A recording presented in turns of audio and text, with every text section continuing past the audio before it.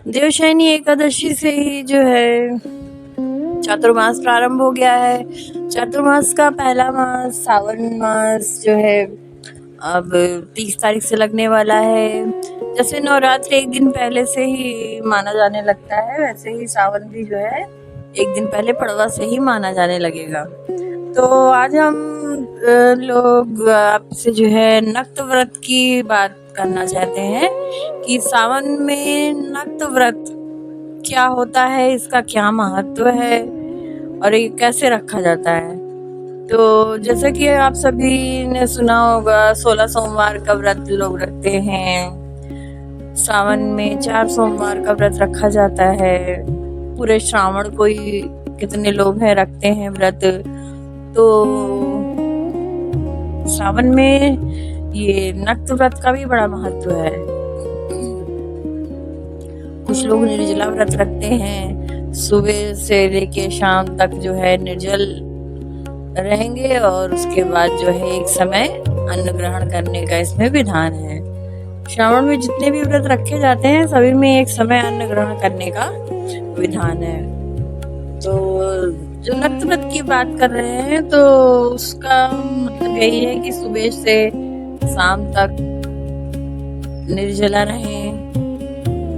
अगर निर्जल नहीं रह सकते हैं तो सफल व्रत रहें। फल के साथ सजल रह सकते हैं, जल के साथ नहीं रह सकते हैं तो फलहार कर सकते हैं मीठे या नमकीन के साथ। और इसमें एक समय अनाज खाना आवश्यक है, सात्विक। तो इसी एक समय अनाज खाने को ही नक्त व्रत कहते हैं। तो इसका संकल्प लिया जाता है पहले ही दिन, जिस दिन श्रावण शुरू होगा 30 जुलाई को, उस दिन ब्रह्म मुहूर्त में पहला नियम इसका यही है कि ब्रह्म मुहूर्त में उठा जाए। ब्रह्म मुहूर्त में बाबा भोलेनाथ की पूजा एक बार होती है और दिन के तीसरे प्रहर अर्थात प्रदोष काल में। तो यदि ब्रह्म मुहूर्त में व्यक्ति नहीं उठ सकता है तो पहला व्रत का पहला नियम तो यही खंडित हो जाता है उसका। जो लोग व्रत रहते हैं तो व्रत रहने वालों के लिए सबसे पहला यही है कि ब्रह्म मुहूर्त में उठें। और अगर आपके पास में जो है कोई नदी तालाब हो तो वहां जाकर स्नान करें। नहीं है तो घर में हर हर गंगे गोदावरी पवित्र नदियों के नाम लेकर जो है स्नान करें। स्नान करने के पश्चात बाबा का पंचामृत से अभिषेक करें, पूजन करें। घर में आपके छोटा सा शिवलिंग हो तो घर में ही पूजा करें, नहीं तो मंदिर जाएं या फिर पार्थिव शिवलिंग तो सबसे पवित्र माना जाता है। भगवान राम ने भी देखिए पार्थिव शिवलिंग का पूजन करके जो है सेतु बनाया था। तो नक्त व्रत यही है कि दिन भर आप निर्जल आप अगर रहना चाहते हैं तो निर्जल व्रत रहें और शाम को मतलब सूर्योदय से सूर्यास्त तक व्रत रखना है। उसके बाद जो है आपको अन्न ग्रहण कर लेना है। एक समय अन्न ग्रहण करने को ही नक्त कहा जाता है। इस प्रकार से रखने वाले व्रत को नक्त व्रत कहते हैं। आप दिन में फलाहार कीजिए और एक समय भोजन कीजिए।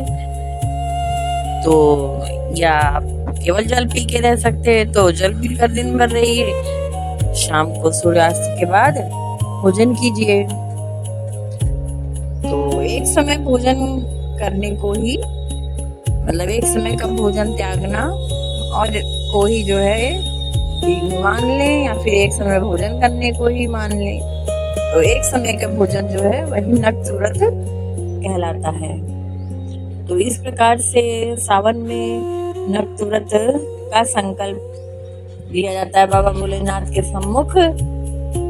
आप चावल, हाथ में फूल और जल लेकर बाबा से संकल्प करें, हे बाबा, हे मेरे भोलेनाथ बाबा, आप मेरी सारी व्यवस्थाएं जानते हैं बाबा। तो जैसे अपने माता पिता से आप कहते हैं वैसे ही बाबा से कहना है और हाथ में जल फूल लेकर अक्षत लेकर संकल्प लेना है कि मैं एक माह के लिए या जो भी आप कर रहे हैं सोमवार का कर रहे हैं हैं या पूरे माह के लिए कर रहे हैं, तो इसे ही नक्त व्रत कहा जाता है। और इसमें भी रहता है नक्त व्रत में कि धरती पर सोना है, कोई अपनी पसंद की एक चीज छोड़ देनी है।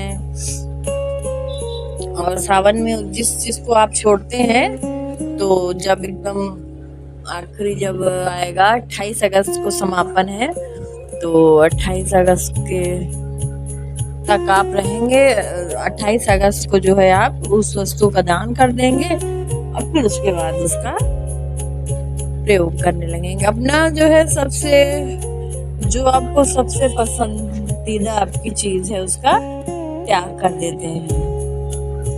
तो इस प्रकार से बाबा भोलेनाथ का आप सुबह मंदिर में जाएं या घर में शिवलिंग के आगे बैठ जाएं हाथ जोड़कर और संकल्प लें व्रत का कि आप 16 सोमवार का व्रत प्रारंभ कर रहे हैं। जो लोग 16 सोमवार का व्रत रखना चाहते हैं वो इसी में सावन में रख सकते हैं। सावन से प्रारंभ करना सबसे शुभ माना जाता है।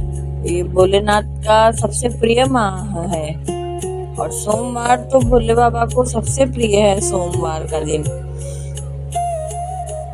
तो आप इसमें व्रत उठा सकते हैं। आप इसमें सावन में कर सकते हैं 16 सोमवार का प्रारंभ, या फिर कार्तिक में कर सकते हैं या माघ मास में। पौष मास और खर मास जो है, इन दोनों मासों में जो है ये व्रत नहीं उठाया जा सकता। बाकी आप किसी भी शुक्ल पक्ष के पहले सोमवार से, किसी भी माह के पहले सोमवार से, शुक्ल पक्ष के पहला सोमवार हो आप से 16 सोमवार का व्रत प्रारंभ कर सकते हैं। और बाकी तो श्रावण मास में 4 सोमवार पड़ रहे हैं। पहला 3 अगस्त को है, दूसरा 10 अगस्त को, तीसरा 17 अगस्त को, चौथा 24 अगस्त को। तो इसमें जो भी आपको ये नियम बताया कि एक समय भोजन, इसी को नक्त कहा जाता है। नक्त व्रत इसी को कहते हैं। हमारे शास्त्रों पुराणों में और ऋषि मुनियों ने जो है, गुरुओं ने इसे नक्त व्रत कहा है। भाई बड़े बड़े भक्त हमने भी देखे हैं कि इसमें बाबा के इस व्रत में जो है करें, और जो भी बाबा को चढ़ाया जाता है उनको चूरमा, बाबा को सबसे चूरमे का लड्डू सबसे पसंद है, जिसमें पूड़ी और मुठिया काटकर उसके फिर पीस लिया जाता है। उसमें फिर शक्कर घी बनाकर मिलाकर उसे 3 भाग में बनाया जाता है। आप उसको फल कर लें, उसे 3 भाग में कर लें। एक भोलेनाथ को चढ़ा दें, एक गाय को खिला दें और एक स्वयं प्रसाद पा लें।